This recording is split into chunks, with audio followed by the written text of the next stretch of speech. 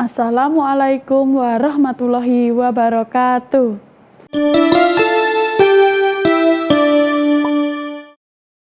Halo anak-anak, gimana kabarnya hari ini?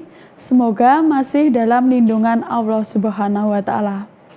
Di sini kita akan belajar tentang tema 4, subtema 4, pembelajaran 3, kewajiban dan hakku sebagai warga negara. Nah, di sini ada paragraf yang berjudul di kantor kelurahan. Siti sangat senang dapat ke sekolah lagi. Siti sudah tidak demam. Siti dan teman-temannya mengunjungi kantor kelurahan. Mereka mengajukan permintaan bibit pohon angsana. Mereka membawa surat dari sekolah. Pak Lurah sangat senang dikunjungi anak-anak. Beliau menyampaikan agar semua orang menjaga lingkungan. Lingkungan harus bersih dan hijau. Setiap anak seharusnya memiliki satu pohon untuk dirawat. Pak Lurah memberikan anak-anak beberapa bibit pohon angsana untuk ditanam. Anak-anak merasa sangat senang menerima bibit pohon angsana tersebut.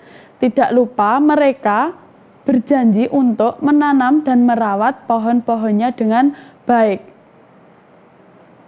Nah, dari paragraf yang kita baca tadi, sebutkan kalimat yang menunjukkan saran dan apakah saran itu bisa kamu lakukan.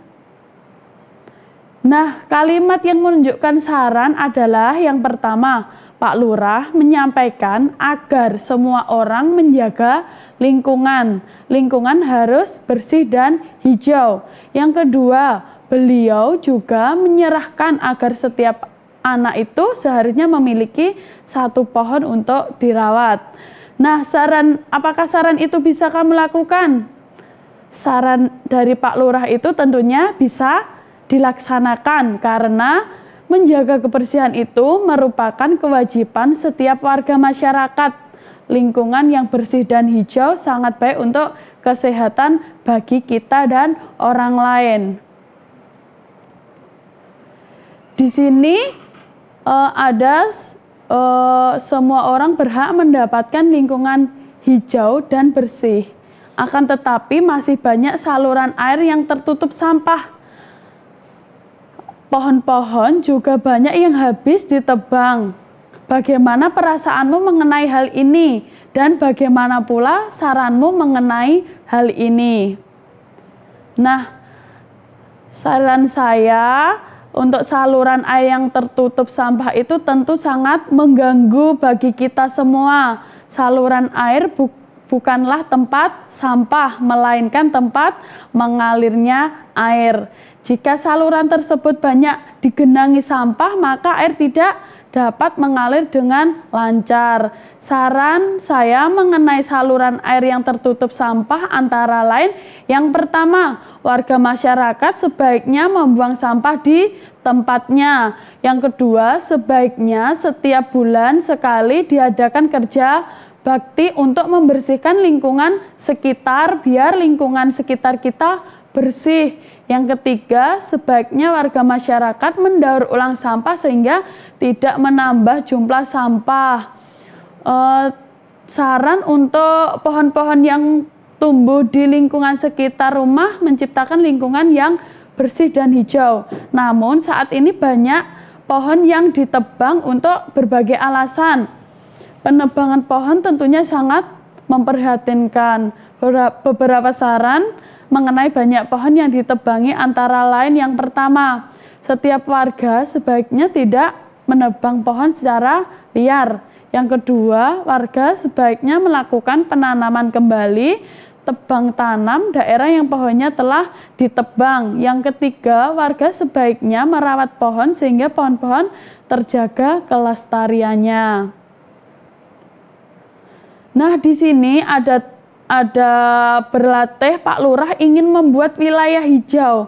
Beliau menugaskan setiap rukun tetangga atau RT untuk menanam pohon angsana. Di wilayah itu terdapat 10 RT. Beliau menugaskan 10 RT untuk menanam.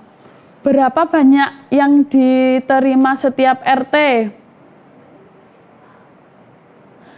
Tentukan jumlah bibit yang dimiliki Pak Lurah. Tentukan banyak bibit yang diterima setiap RT dan berhati-hatilah dengan menulis 5 kemungkinan. Ini adalah banyak bibit di kelurahan.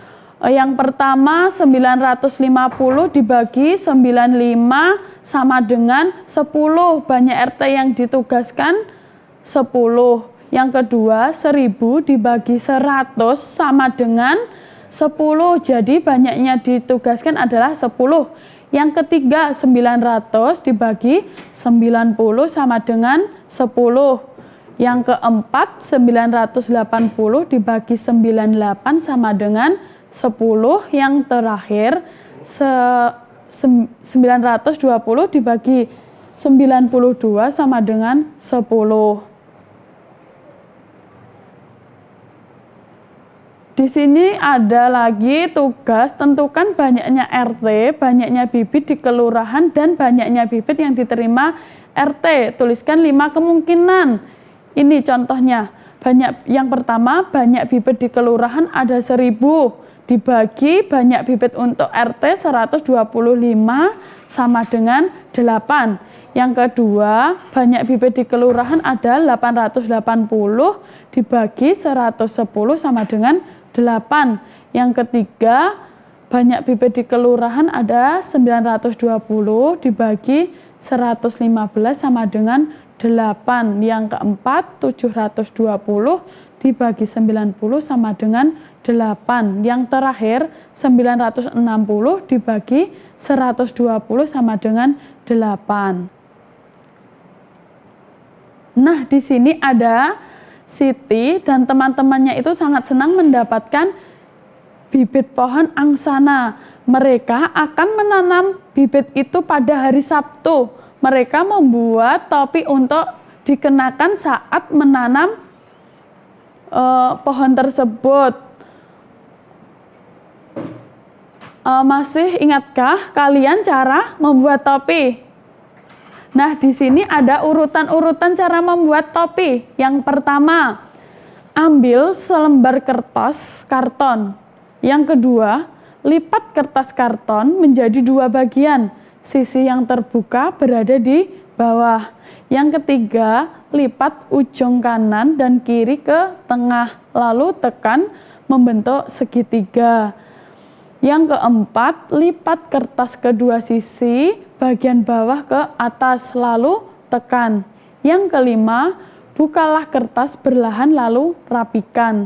Yang terakhir, topi sudah siap dipakai, sesuaikan ukurannya dengan ukuran kepalamu.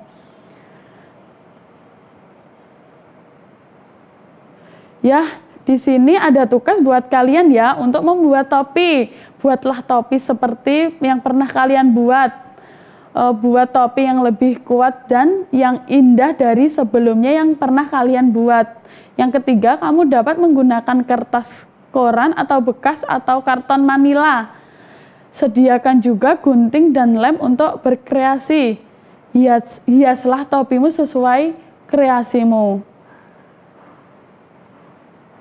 Terima kasih pembelajaran untuk kali ini, semoga bermanfaat bagi kita semua. Akhir kata, wassalamualaikum warahmatullahi wabarakatuh.